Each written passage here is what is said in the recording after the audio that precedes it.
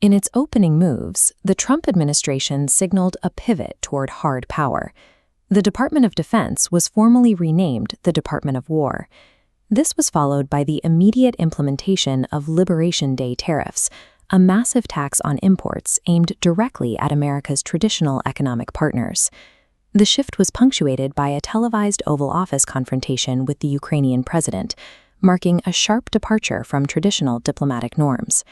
For 8 decades, global stability rested on a rules-based system established after 1945. Under that framework, the U.S. operated as a global policeman, maintaining influence through military alliances and foreign aid. But the new administration viewed these multilateral ties as a drain on resources, arguing that soft power was used against American interests. The United States formally moved away from its role as a global guarantor, opting to function instead as a transactional superpower.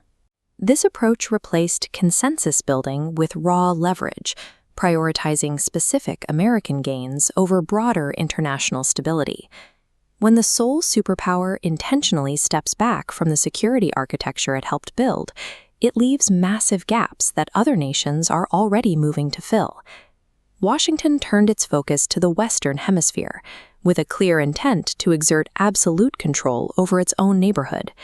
This strategy, referred to as the Donroe Doctrine, prioritizes American expansionism and the use of hard power over its neighbors.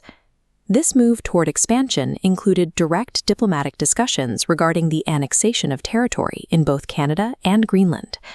To enforce this regional dominance, the administration deployed massive naval fleets into the Caribbean and issued direct threats of military intervention in Venezuela.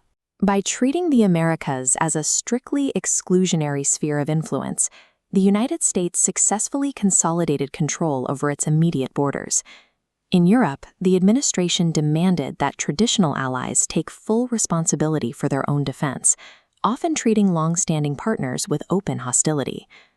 The most significant test of this transactional approach centered on Ukraine's natural resources. The U.S. proposed a deal that would grant it ownership of 50% of Ukraine's mineral and energy wealth in exchange for continued support. When Ukraine refused to sign away its sovereign resources, the administration immediately suspended all military aid. With the American security guarantee effectively gone, European nations immediately began a rapid, independent campaign to rearm themselves. The Transatlantic Alliance, a fixture of Western security for decades, was essentially traded for the terms of a natural resource contract. In the Middle East, the administration offered unconditional support to Israel, culminating in a direct, regime change war against Iran in 2026.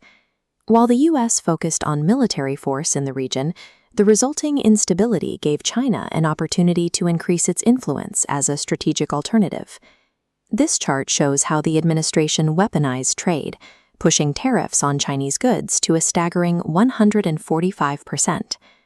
Though the U.S. did broker peace deals in the Congo and Cambodia, the methods were largely coercive. Compliance was achieved by threatening all involved parties with devastating financial penalties if they failed to reach an agreement. Brute military and financial leverage forced immediate results, but it did so by trading away global trust for temporary compliance. Today, the American-led global order has been replaced by a map divided into hardened regional blocs.